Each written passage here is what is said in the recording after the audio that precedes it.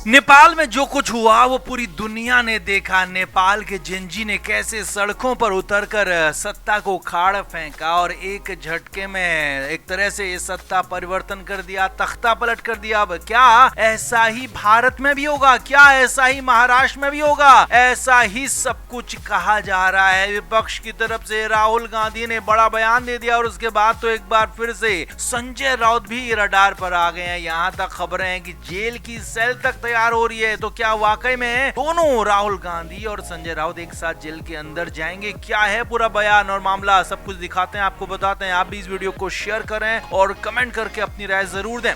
तो नेपाल में जेनजी ने जो बवाल काटा उसके बाद तख्ता पलट हो गया और नई सरकार वहां बन गई, नई प्रधानमंत्री सुशीला कार्की बन गई। लेकिन इधर भारत में नेपाल के आंदोलन को लेकर कई तरह की बातें होने लगी। कई नेताओं ने तो खुलकर कह दिया कि भारत में भी नेपाल की ही तरह आंदोलन होना चाहिए और उनमें संजय राउत सबसे आगे थे। और उन्होंने यहाँ तक कहा था कि महाराष्ट्र में नेपाल जैसे हालात हैं और यहाँ किसी भी दिन सड़कों पर आ सकता है जेनजी, यानी कि युवा वर्ग, नए नवेले युवा सड़कों पर आ सकते हैं। और उन पर आरोप लगा था संजय राउत पर कि वो जेनजी को भड़का रहे हैं, सीधे सीधे उन्हें सड़क पर उतरने के लिए कह रहे हैं, सरकार को उखाड़ फेंकने के लिए कह रहे हैं, जो कि गलत तरीके से यहाँ पर कहा जा रहा था। लेकिन अब यहाँ पर राहुल गांधी ने भी जेनजी को लेकर बयान दिया। राहुल गांधी ने कहा कि जेनजी उनके साथ है, उनके साथ ही रहेगा और वोट चोरी के मामले में जेनजी उनका समर्थन करेगा। अब नाम यहाँ पर जेनजी लिखा गया तो सीधे सीधे इसे भी नेपाल से जोड़ा गया और राहुल गांधी को भी रडार पर ले लिया गया। महाराष्ट्र के मुख्यमंत्री देवेंद्र फडणवीस ने यहाँ तक कह दिया कि ये राहुल गांधी की माओवादी सोच है। हालांकि राहुल गांधी ने ऐसा कुछ कहा नहीं था कि वो माओवादी सोच दिखाएं या कुछ कहें, उन्होंने सिर्फ जेनजी का नाम लिया था। लेकिन साफ बात है कि जब जेनजी का आंदोलन ही नेपाल का था तो इसे यहाँ नेपाल से जोड़ा ही जाएगा और नेपाल में माओवादी सरकार पहले रह चुकी है। तो ऐसे में माओवादी उन्होंने कह दिया मुख्यमंत्री देवेंद्र फडणवीस ने, इसीलिए बवाल हो गया। अब इस पर जबरदस्त पलटवार हुआ संजय राउत की तरफ से। लेकिन राउत ये भूल गए कि वो राहुल गांधी नहीं है, वो संजय राउत हैं और संजय राउत को तो एक झटके में निपटा दिया जाएगा। राहुल गांधी तो देश के नेता हैं, लोकसभा में नेता विपक्ष हैं, मगर इधर संजय राउत को कुछ हो गया तो उनको बचाने वाला कोई नहीं होगा। ये शायद संजय राउत भूल गए, इसीलिए तो खुलकर राहुल के समर्थन में आए, तो यहाँ पर खुद ही फंस गए। संजय राउत ने कहा कि वो बिल्कुल पूरी तरह से समर्थन में है राहुल गांधी के बयान के और महाराष्ट्र में हालात खराब है। मैं पहले भी कह चुका हूँ। जी हाँ, संजय राउत ने दोबारा इस बात को दोहरा दिया कि महाराष्ट्र में हालात खराब हैं, नेपाल से भी बुरे हालात हैं। यहाँ सड़कों पर उतरना ही होगा, जेनजी को सड़कों पर आना ही होगा और महाराष्ट्र की सरकार को उखाड़ फेंकना होगा, क्योंकि यहाँ पर अब सत्ता जो है वो वोटों के सहारे या कहें कि चुनाव के सहारे बदलने वाली नहीं है, क्योंकि ये लोग वोट चोरी कर रहे हैं और वोट चोरी होते ही सरकार कभी नहीं बदली जा सकती। लिहाजा अब जेनजी को सड़कों पर आना ही आना होगा और सरकार को बदलना ही बदलना हो गया। ये सारी बातें तक कह दी गई। संजय राउत की तरफ से तो पूरी तरह से रडार पर आ गए। खबर यह है कि राहुल गांधी पर तो फिलहाल कोई एक्शन होगा नहीं, क्योंकि उन्होंने सीधा ऐसा कोई बयान नहीं दिया। लेकिन इधर संजय राउत पूरी तरह से रडार में आ गए हैं। संजय राउत